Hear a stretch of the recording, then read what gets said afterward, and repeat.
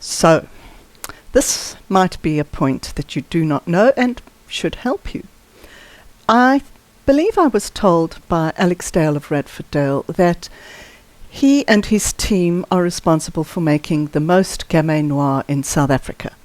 And they farm and bind grapes from the most plantings, the most hectarage of Gamay Noir in South Africa as well.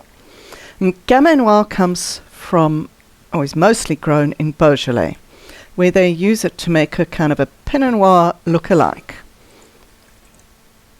Definitely not the poor man's Pinot Noir.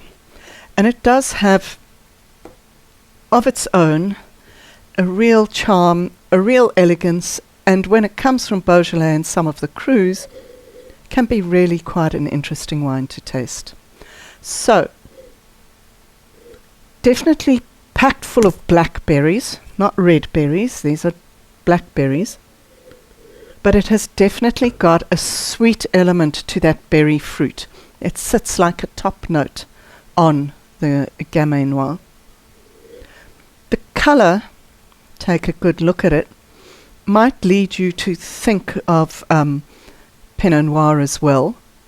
However, for me the Gamay is a slightly more blue tone to the red than the Pinot Noir, which has got a slightly more orange tone to the red. That blue tone makes it pinkier or purpler, if that makes perfect technical sense. So I've got that blue kind of colour in my glass. I've got the black cherries, blackberries dusted with icing sugar. Pinot Noir would be slightly more savoury. Let's think Good de Terroir, or those earthy notes of Pinot Noir.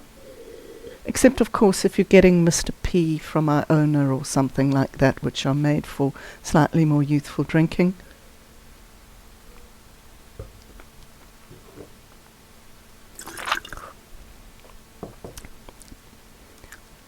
Nice and dry.